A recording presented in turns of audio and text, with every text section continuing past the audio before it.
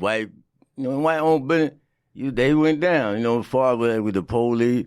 It was like a straight-up war with them, because, like, once we hit Jamaica Avenue, it was over. It was like, and, we like, you could say like the Pied Pipers, because all 40 projects was behind us. And another thing that a lot of people don't know, too, when it was like the second day, we was on the avenue, we just running through shit, but we had mad, I think Pampers that just came out, Pampers and Infamil and all that stuff came out back then all year, but we had a bunch of that shit in Black Mom's house, in the Park House. Wow. 40 Center. We had, that was just shit coming from the avenue, but anyway, then I think that night, I think like the second night, the BLA, they came in the park. One dude, I'll never forget, this dude named Sam, came in it. My first time I seen a chopper. Right. And now mind me, I'm little. And he was only a little bit taller than me. Right. And you ever seen a real chopper machine gun? That shit's about this big. Wow. And he sat on the bench. And he said, he called Black over there. And he said, yo, listen, he said they got word that the police is on the hunt for us now. Because, we was tearing up the avenue, and we was going at them like they was, like, you next game, too. So, but, so what he did, he said, yo, tomorrow morning, I want all y'all to be in front of 40 Center. And so he told us, he said, yeah, we don't want to see no more of y'all get killed, because, we got to worry this and that. So I think it was like a bus load on 2 buses, I don't remember, but it was mainly the main division, 11th division, but, a cup, sugar bad, from St. Albans. But, but anyway, they took us somewhere upstate. We wild out up there for about 2.5 days. I think they wanted to make it stay longer, but... Just the things cool off? Yeah. Wow. But we started wilding out up there to come back. But it was all right, though.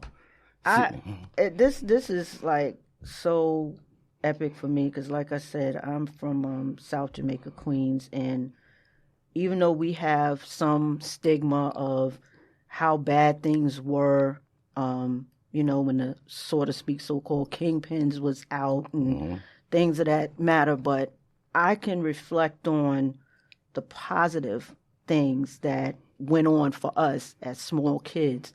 And I know a lot of the so-called, as they would say, kingpins or whatever they call them, they were human first and foremost, and they were, stand-up guys.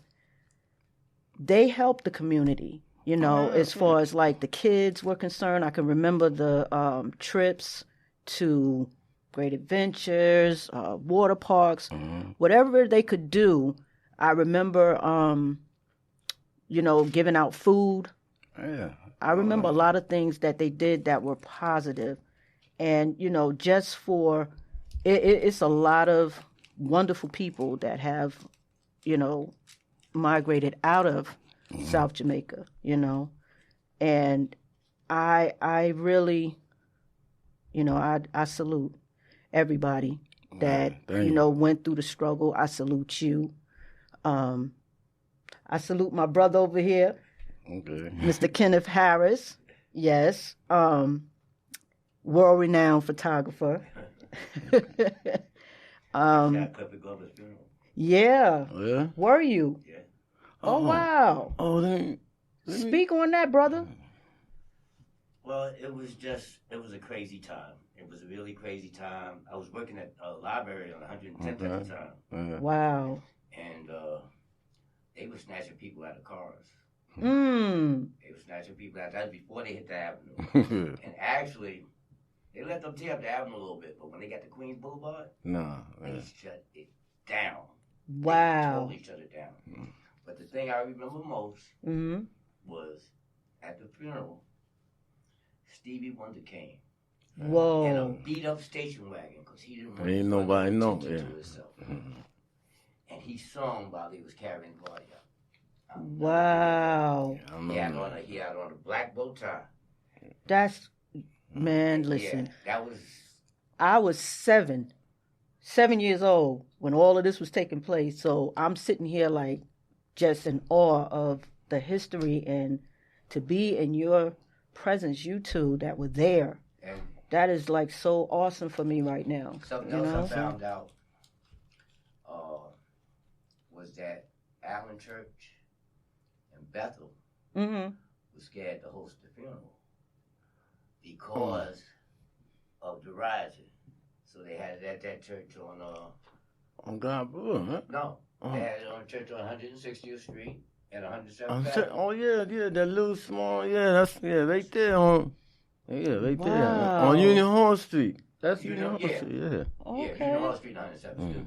But yeah, I found out because when I did Tim Kaufman, they used to call him Hardbach. He got stabbed by a guy that got on a bus and came from Baltimore, decided he wanted to kill a black person. Oh, yeah, a couple of years ago. At the time, Tim was homeless. Whoa. And he killed him, but Tim had his funeral at the same church. And I was talking to one of the elders. And he told me the reason they had Clifford Glover's funeral was because Bethel and Allen was scared because of all the rioting. Right. They were scared for their church getting torn up. Wow. I didn't know that. Whoa, see?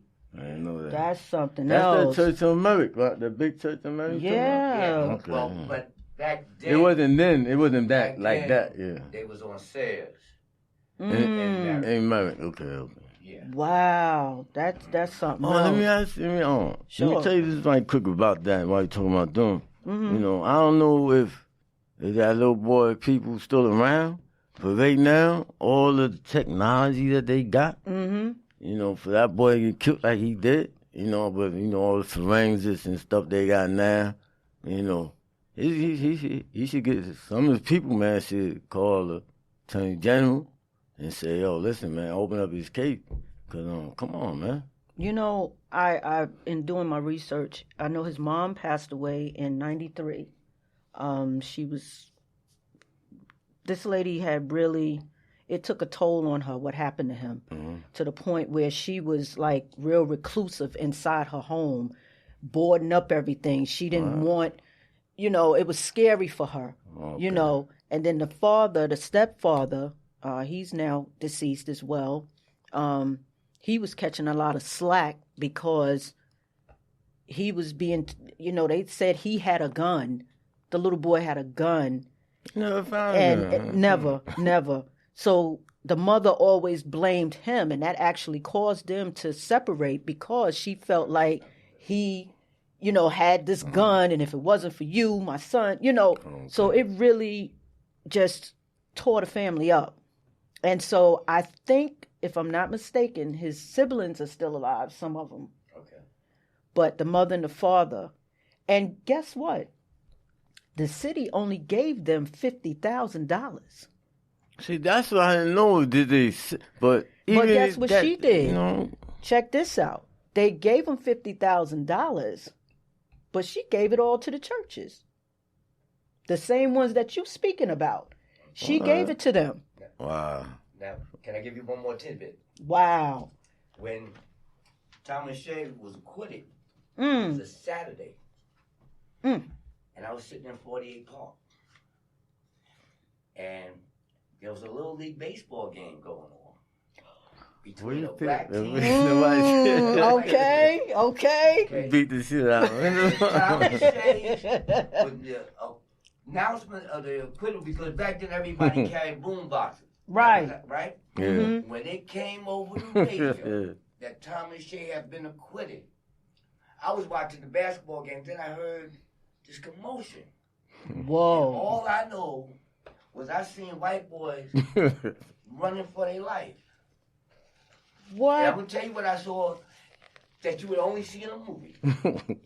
There was a white boy that ran out. He must have been about 9 years old. He got out the park, and some of his teammates was already in the car, and they was leaving, but they saw him. They never stopped the car.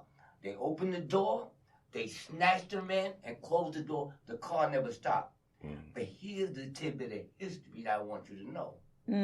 On that black real baseball team. All right. Was the now borough president of Brooklyn. His name is Eric Adams. What? Eric Adams. Yes. And Eric Adams told me, he said after that happened, some of them kids never played baseball again. Sure didn't. I read that.